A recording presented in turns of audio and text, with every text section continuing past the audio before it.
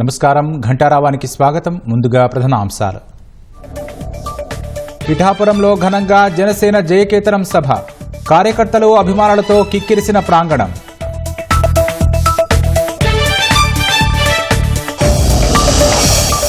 కాసేపట్లో సభా వేదిక వద్దకు చేరుకోనున్న పవన్ కళ్యాణ్. జనసేనాని ప్రసంగంపై సర్వత్రా ఆసక్తి.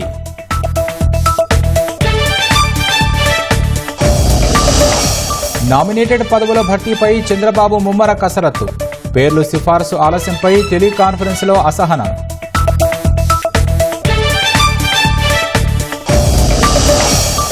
ఏప్రిల్ 15 లేదా 20న అమరావతికి ప్రధాని మోదీ రాక. రాజధాని పునర్నిర్మాణానికి శంకుస్థాపన చేసే అవకాశం.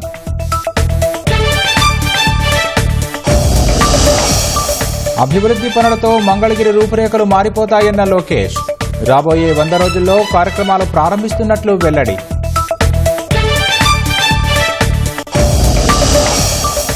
జన్మతః పౌరసత్వంపై వెనక్కు తగ్గని ట్రంప్.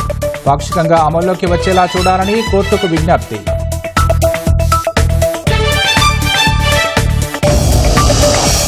దేశవ్యాప్తంగా అంబరాన్నంటిన హోలీ సంబరాలు. రంగులు చల్లుతూ కేరింతలు కొడుతూ యువత ఉత్సాహం.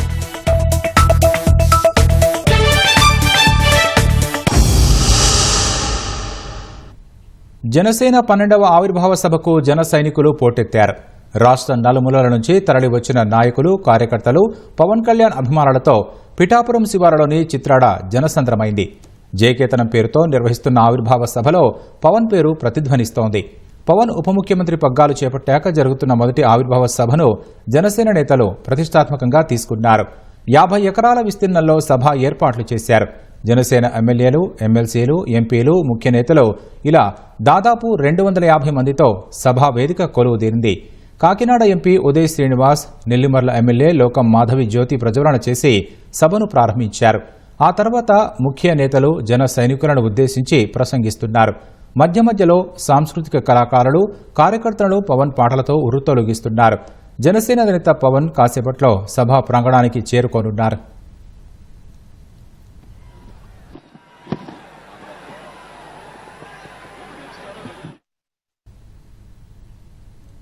పిఠాపురంలో పవన్ కళ్యాణ్ గెలుపునకు తానే కారణమని ఎవరైనా అనుకుంటే వారి కర్మ అని ఎమ్మెల్సీ నాగబాబు అన్నారు. నాయకులు ఇష్టం వచ్చినట్లు మాట్లాడితే గత పాలకులకు పట్టిన గతే పడుతుందన్నారు. వచ్చే ఎన్నికల్లో మళ్లీ అధికారంలోకి వస్తానంటున్న జగన్ మరో 20 ఏళ్ల వరకు అలానే కలలు కంటూ ఉండాలని ఎద్దేవా చేశారు. జగన్ లాంటి హాస్యనటుడు కనే కళల గురించి మీకు చెప్పాలి. ఆయన ఎలక్షన్స్ అయిపోక ముందు నిద్రలోకి వెళ్ళారు. ఇప్పటికి నిద్ర లేకపోవాలి. అప్పుడప్పుడు నిద్రలో లేచి కలవరిస్తుంటారు. మొన్న కూడా ఒక మాట చూశారు. కళ్ళు మూసి తెరిచేలోగా 9 నెలలు అయిపోయినాయి, ఇంకెంత, ఇంకాసారి కళ్ళు మూసి తెరిచేలోపుగా 5 ఏళ్ళు అయిపోతాయి, ఆ తర్వాత అధికారం మాదే అని ఆయన మాట్లాడుతుంటే అంతకన్నా ఏ హాస్యగాడు కూడా అంత అద్భుతంగా చేయలేడు. అంత అద్భుతంగా హాస్యం చూపిస్తున్నారు ఆయన. కానీ ఆయనకి నా సలహా ఏంటంటే, సార్ మీరు నిద్రలోనే ఉండండి, అప్పుడప్పుడు కలవరించండి, తప్పులేదు. ఇంకొక 20-30 ఏళ్ల తర్వాత మీరు కల్లో నుంచి బయటికి రండి, అప్పుడు దాకా మిమ్మల్ని ఎవ్వరూ డిస్టర్బ్ చేయరు. ఇది నాకు మనస్ఫూర్తిగా నేను మీకు ఇచ్చే సలహా. అయితే ఇక్కడ పిఠాపురంలో పవన్ కళ్యాణ్ గారు అఖండ విజయం సాధించడానికి 2 ఫ్యాక్టర్స్, 2 ఇంపార్టెంట్ ఫ్యాక్టర్స్. ఒకటి మన ప్రెసిడెంట్ జనసేనాని పవన్ కళ్యాణ్ గారు అయితే, రెండో ఫ్యాక్టర్, నాట్ వ్యక్తి, ఫ్యాక్టర్ పిఠాపురం జన సైనికులు, పిఠాపురం పౌరులు, పిఠాపురం ఓటర్స్. వీళ్ళిద్దరూ లేకపోతే మేము ఏమి చేసినా ఏం ఉపయోగం లేదు.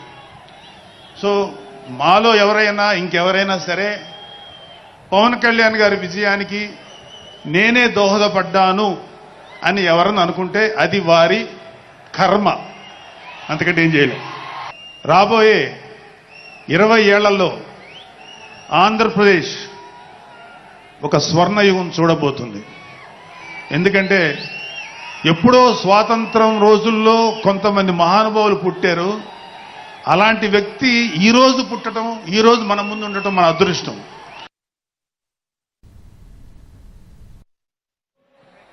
మరియు డిప్యూటీ సీఎం గారైన పవన్ కళ్యాణ్ గారి పిలుపు మేరకు ఈరోజు 12వ ఆవిర్భావ దినోత్సవానికి వచ్చేసినటువంటి జనసేన నాయకులకు, కార్యకర్తలకు, మహిళలకు, వీర మహిళలకు, ఇక్కడికి వచ్చినటువంటి వేదిక అలంకరించినటువంటి పెద్దలు, మంత్రివర్యులు మనోహర్ గారికి, అలాగే దుర్గేష్ గారికి, పెద్దలు, నన్ను పార్టీలో చేర్పించేదానికి ముందుకు నన్ను తీసుకొచ్చినటువంటి వ్యక్తి మా నాగబాబు గారికి, అలాగే వేదిక అలంకరించినటువంటి ఎంపీలకు, ఎమ్మెల్యేలకు, జనసేన నాయకులకు అందరికి కూడా ముందుగా నమస్కారాలు తెలియజేసుకుంటా ఉన్నాం. మీరందరూ కూడా 12 ఆవిర్భావ దినోత్సవాలు జనసేనకు సంబంధించి అటెండ్ అయి ఉంటారు. కానీ నాకు ఇది మొదటిది. అసలు బాలినేని శ్రీనివాసరెడ్డి అనేవాడు వైసీపీ విడిపోయి బయటికి వస్తాడా అనుకొని చాలా మంది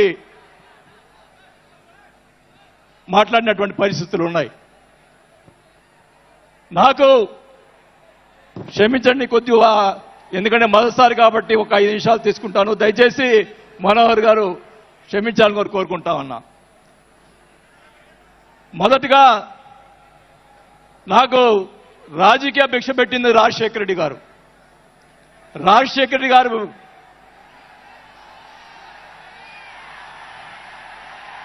చెప్తాను, వినండి.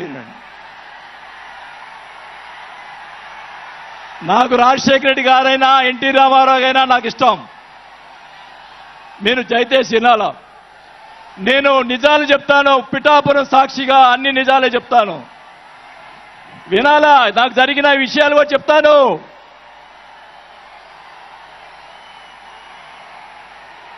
ఆ తర్వాత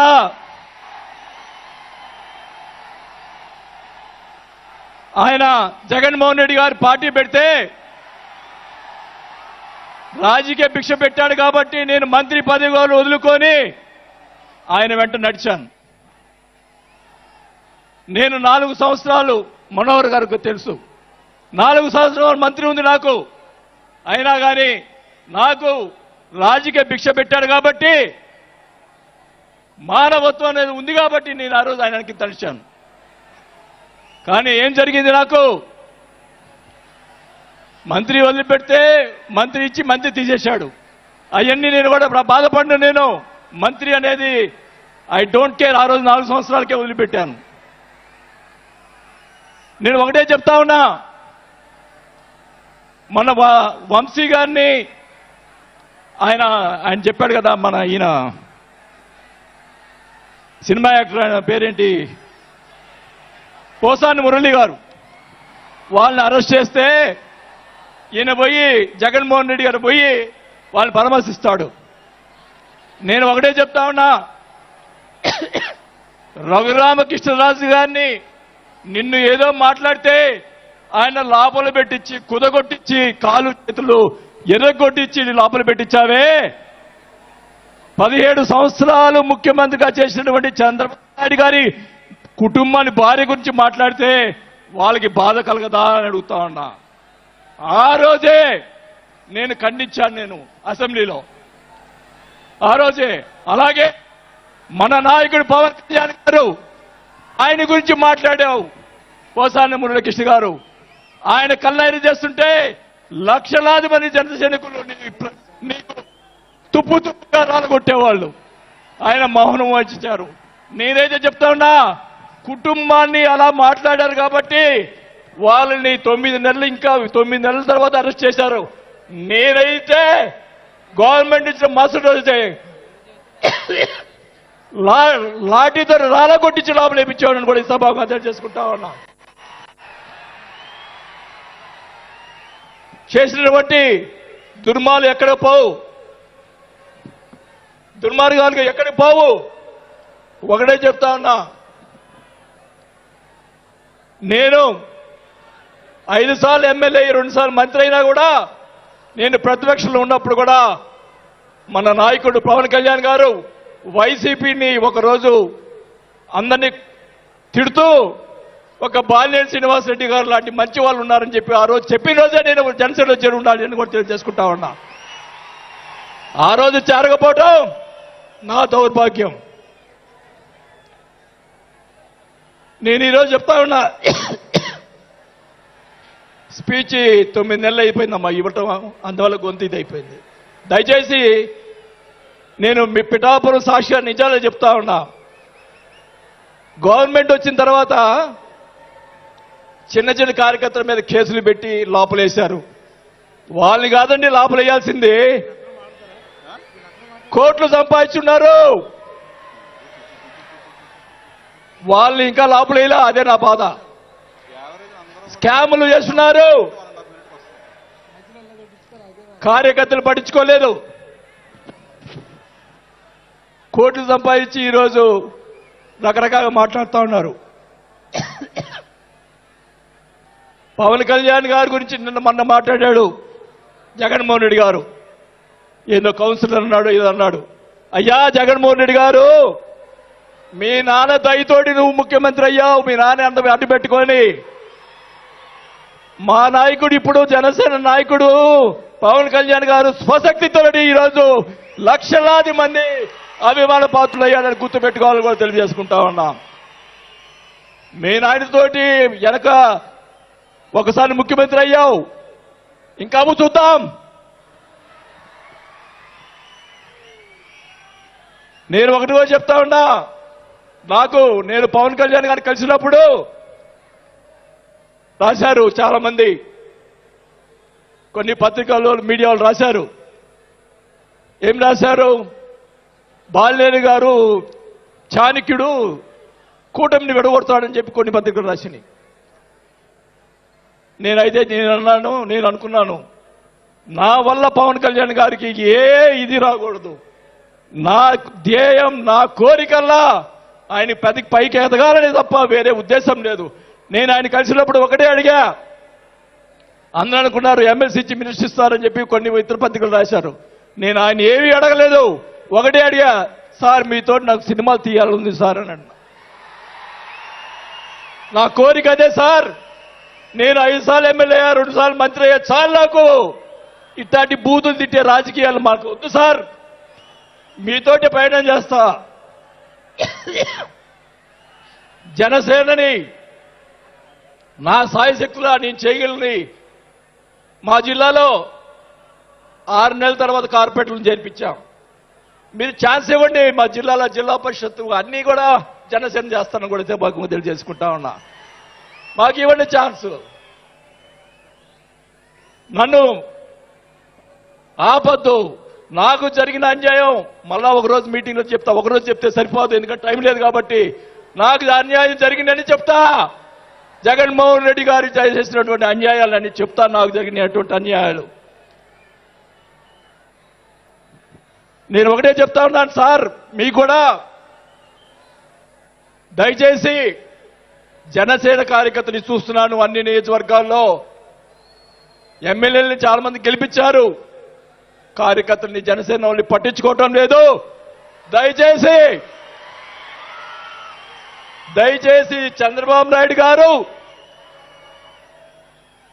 పవన్ కళ్యాణ్ గారు ఇద్దరు కూర్చొని ఒక ప్రెస్ మీట్ పెట్టి ఎమ్మెల్యేలందరికీ ఫిరాయించండి. జనసేన కార్యకర్తలు కూడా మీరు వాళ్ళకి రావాల్సినటువంటి రేషియో ప్రకారంగా వాళ్ళు కష్టపడి పనిచేశారు. ఇప్పుడు తెలియదు ఆ బాధ. రేపు ఎలక్షన్ తెలుస్తుంది. వాళ్ళు వాళ్ళు అడుగుతారు రేపు, దానికి సమాధానం చెప్పాల్సిన బాధ్యత ఆ ఎమ్మెల్యేలకు ఉంటుంది. కాబట్టి ఇద్దరు కూడా ఇప్పుడే వెంటనే అది చేస్తే మీకోసం ప్రాణాలు ఇచ్చేవాళ్ళు ఉన్నారు ఇక్కడ. అలాంటి వాళ్ళని మనం కాపాడుకోవాలి. కాబట్టి మనం మీరు అంటే నేను ఇలా మాట్లాడుతున్నానని అనుకోకుండా నాయకులు మన నాయకుడు బాగుండాలని కోరుకోవాలి.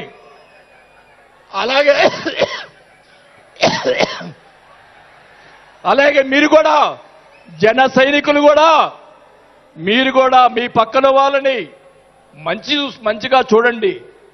మన పార్టీ పైకి తీసుకొచ్చేదానికి మన నాయకుడు ఇంకా ఎదిగేదాని కోసం ఇంకా కూడగొట్టుకోవాల్సిన బాధ్యత కూడా మీ మీద ఉందని కూడా ఈ సభాముఖంగా తెలియజేసుకుంటా ఉన్నాం. మన నాయకుడు మనల్ని కాపాడుతాడు. మన నాయకుడిని ఎదిగించేదాని కోసం మీరందరూ కూడా కష్టపడాలని చెప్పి కూడా కోరుకుంటూ నా ప్రాణం ఉన్నంత వరకు నేను పవన్ కళ్యాణ్ తోటి గారితో ఉంటాను. నాకు పదవి వచ్చినా రాకపోయినా పర్వాలేదు, నేను పవన్ కళ్యాణ్ తోటే ఉంటాను. నేను రాజకీయంలో నాకు జరిగిన అన్యాయాలు 1 కాదు 2 కాదు, మా నాన్న ఇచ్చిన నీ ఈరోజు ఛాలెంజ్ చేస్తున్నా పిఠాపురంలో అమ్మవారి సాక్షిగా మా నాన్న ఇచ్చిన ఆస్తిలోనే నేను సగం భాగం పైన నేను అమ్ముకున్నాను ఈ రోజు అని కూడా ఈ సభాముఖంగా తెలియజేసుకుంటా ఉన్నాం. అయినా కానీ నేను లెక్క చేయను. నాకున్నటువంటి ఇది కూడా నాకున్నటువంటి మా వియ్యంకుడికి నాకున్నటువంటి ఆస్తులు కూడా జగన్మోహన్ రెడ్డి గారు కాజేశాడని కూడా ఈ సభాముఖంగా తెలియజేసుకుంటా ఉన్నా. కాబట్టి అది త్వరగా మీరు చెప్తాను అవన్నీ కూడా తెలియజేసుకుంటూ ఈరోజు మీరు నన్ను దయచేసి ఇప్పుడు ఈ మాట్లాడిన దానికి ఇంకా రేపు ఒకటే కౌంటర్లు వస్తాయి నాకు తెలుసు. ఛాలెంజ్ చేస్తున్నా, నేను ఇది కూడా ఛాలెంజ్ చేస్తున్నా. చంద్రబాబు నాయుడు గారు కూడా అడుగుతా ఉన్నా, మొత్తం మొన్న జరిగినట్టు ఉన్నటువంటి ఎమ్మెల్యేలు అందరి మీద ఎంక్వైరీ, నా మీద కూడా సహా ఎంక్వైరీ చేయండి. ఎవరు అన్యాయం చేశారో, ఎవరు తప్పులు చేశారో, ఎవరు కొట్టు సంపాదించారో మొత్తం బయట పెట్టాలని కూడా ఈ సభాగా తెలియజేసుకుంటా ఉన్నా. ఈ ఉక్రోషం, ఈ బాధ నాకు తెలుసు, మా కుటుంబానికి తెలుసు. మా కుటుంబం ఎంత ఇబ్బంది పడిందో నాకు తెలుసు. కాబట్టి పవన్ కళ్యాణ్ గారు ఆయన ప్రతిపక్షంలో ఉన్నప్పుడు కూడా బాల్యం లాంటి మంచివాళ్ళు అని అన్నప్పుడే నాకు ఆ రోజు నేను రాసింది పవన్ కళ్యాణ్ గారిని. కానీ ఈరోజు అది నాకు ఆ రోజు రాత బాగాలేదు కాబట్టి ఈరోజు ఇలా ఉన్నాను. నాకు పోయినా పర్వాలేదు కానీ నేను ఆయన సేవ చేసుకున్నాను. కానీ నా కోరిక, నాకు రాజకీయ పదవి వచ్చినా కాబట్టి నాకు ఒక కోరిక ఏంటంటే పవన్ కళ్యాణ్ గారు నాకు మాట ఇచ్చాడు సినిమా తీస్తానని. ఆ సినిమా తీస్తే చాలని చెప్పి కూడా శ్రీబాబుగా తెలియజేసుకుంటూ సెలవు తీసుకుంటున్నా. జై జనసేన. సంక్షేమ పథకాలు వేరు, రాజకీయ సంబంధాలు వేరని సీఎం చంద్రబాబు స్పష్టం చేశారు. వైసీపీ వాళ్లతో ఏ స్థాయిలోనూ రాజకీయ సంబంధాలు పెట్టుకోరాదని మంత్రులు, తెలుగుదేశం ప్రజాప్రతినిధులకు తేల్చి చెప్పారు. నామినేటెడ్ పదవుల భర్తీకి పేర్ల సిఫార్సులో జాప్యం తగదన్న చంద్రబాబు త్వరలోనే 21 ప్రధాన దేవాలయాలకు చైర్మన్లను నియమించనున్నట్లు ప్రకటించారు. మొదటి విడతలో అవకాశం దక్కని వారికి 2 ఏళ్ల తర్వాత అవకాశం కల్పిస్తామని భరోసా ఇచ్చారు. తెలుగుదేశం ఎమ్మెల్యేలు, ఎంపీలు, సీనియర్ నేతలతో ముఖ్యమంత్రి చంద్రబాబు టెలికాన్ఫరెన్స్ నిర్వహించారు. రాష్ట్ర వ్యాప్తంగా 21 ప్రధాన దేవాలయాలకు చైర్మన్లను నియమించనున్నట్లు తెలిపారు. నామినేటెడ్ పదవుల కోసం 60,000 దరఖాస్తులు వచ్చాయని వాటన్నింటినీ నిశితంగా పరిశీలించి సరైన వ్యక్తులను సరైన పదవుల్లో నియమించనున్నట్లు వెల్లడించారు. పదవుల భర్తీకి పేర్లు సిఫార్సు చేయకుండా కొందరు నేతలు జాప్యం చేయడం తగదని హితవు పలికారు. వీలైనంత త్వరగా పార్టీ కోసం కష్టపడిన వారి వివరాలు అందించాలని ఆదేశించారు. తొలిసారే నామినేటెడ్ పదవులు రాలేదని అనుకోవద్దని, 2 ఏళ్ల పదవీకాలం ముగిసిన తర్వాత మిగిలిన వారికి అవకాశాలు కల్పిస్తామని భరోసానిచ్చారు. ఇప్పటికే పదవులు పొందిన వారి పనితీరును పర్యవేక్షిస్తున్నట్లు తెలిపారు. ప్రతిపక్షంలో ఉన్నప్పుడు ఎంత జాగ్రత్తగా ఉన్నామో ఇప్పుడు అంతే హుందాగా వ్యవహరించాలని హితబోధ చేశారు. పదవులు తీసుకున్నవారు ఎన్నికల్లో ప్రభావం చూపించాలని స్పష్టం చేశారు. తెలుగుదేశం నాయకులు ఏ స్థాయిలోనూ వైసీపీ నేతలతో సంబంధాలు పెట్టుకోకూడదన్న వ్యాఖ్యల్ని వైసీపీ నేతలు వక్రీకరించి సంక్షేమ పథకాలు ఇవ్వొద్దంటున్నారంటూ తప్పుడు ప్రచారం చేస్తున్నారని ఆగ్రహం వ్యక్తం చేశారు. సంక్షేమ కార్యక్రమాల అమల్లో వివక్షకు తావుండదని తేల్చి చెప్పారు. సంక్షేమ పథకాలు వేరు, రాజకీయ సంబంధాలు వేరన్న చంద్రబాబు వైసీపీ వారిని దరిచేరనివ్వొద్దని మరోసారి స్పష్టం చేశారు. ఇన్ఛార్జి మంత్రులు, జిల్లాల పర్యటనలు పెంచాలన్న చంద్రబాబు ఆయా జిల్లాల కోఆర్డినేటర్లు, ఎమ్మెల్యేలు, ఎంపీలకు ముందే సమాచారం అందించాలన్నారు. కార్యకర్తలు, నాయకులతో మమేకమవ్వడంతో పాటు జిల్లా పార్టీ కార్యాలయానికి తప్పకుండా వెళ్లాలన్నారు. గ్రూపు రాజకీయాలకు ఎక్కడా తావివ్వకుండా ఇన్ఛార్జి మంత్రులే బాధ్యత తీసుకోవాలన్నారు. కూటమి పార్టీల నేతలు, కార్యకర్తలను కలుపుకుని ముందుకెళ్లాలని పిలుపునిచ్చారు. పీఎం సూర్యఘర్ పథకాన్ని ప్రతి గ్రామంలో అమలు చేసేందుకు ఎమ్మెల్యేలు, నేతలు చొరవ తీసుకోవాలని సూచించారు. రాజధాని అమరావతిలో నిర్మాణ పనుల్ని మిషన్ మోడ్లో చేపట్టేందుకు ఏపీ సర్కార్ చర్యలు చేపట్టింది. ఇటీవలే తెరిచిన టెండర్లకు ఆమోదం వేసిన సిఆర్డీఏ అథారిటీ త్వరలోనే వాటిని దక్కించుకున్న కాంట్రాక్ట్ ఏజెన్సీలకు లెటర్ ఆఫ్ ఇంటెండెంట్లను జారీ చేయనుంది. ఈ నెల 17న జరిగే కేబినెట్ భేటీలో ఆమోదం తెలిపిన తర్వాత 37,702 కోట్ల విలువైన పనులు చేసేందుకు కాంట్రాక్ట్ ఏజెన్సీలకు ఎల్ఓఏలను జారీ చేయనుంది. ఆ వెంటనే పనులు ప్రారంభం కానుండగా గతంలో రాజధాని ప్రాంతంలో పనులు చేపట్టిన ఎల్ఎన్టీ, ఎన్సీసీ లాంటి సంస్థలు రాజధాని నిర్మాణ పనుల్ని చేపట్టనున్నాయి. ఈ పనులకు ఏప్రిల్ 15 లేదా 20 తేదీన ప్రధాని నరేంద్ర మోదీ శంకుస్థాపనలు చేసే అవకాశాలున్నాయి. 2024 డిసెంబర్ 15 నుంచి టెండర్ల ప్రక్రియ ప్రారంభించిన పనులను కూడా ఈ నెల 20నే ప్రారంభించే అవకాశం ఉంది. 2019 నాటికి సగానికి పైగా పూర్తయిన వివిధ నివాస భవనాలు, రాజధాని పరిధిలోని రహదారులు, డక్టులు, వరదనీటి కాలువలు, సివరేజ్ డ్రైన్స్, సైక్లింగ్ ట్రాక్లు, ఇతర మౌలిక సదుపాయాల పనులు ప్రారంభం కానున్నాయి. అమరావతి పరిధిలోని వెంకటపాలెం టీటీడీ ఆలయంలో శనివారం నిర్వహించే శ్రీనివాస కళ్యాణానికి సర్వం సిద్ధమైంది. కళ్యాణోత్సవానికి ముఖ్యమంత్రి చంద్రబాబును టీటీడీ ఆహ్వానించింది. ఈ మేరకు బీఆర్ నాయుడుతో పాటు టీటీడీ బోర్డు సభ్యులు చంద్రబాబును ఉండవల్లి నివాసంలో కలిశారు. కళ్యాణోత్సవ ఆహ్వాన పత్రిక సీఎంకు అందజేశారు. స్వామివారి ప్రసాదాన్ని అందించారు. కళ్యాణోత్సవ ఏర్పాట్లను ముఖ్యమంత్రికి వివరించారు. ఎటువంటి ఇబ్బందులు లేకుండా అన్ని జాగ్రత్తలు తీసుకోవాలని టీటీడీ చైర్మన్, బోర్డు సభ్యులకు చంద్రబాబు సూచించారు.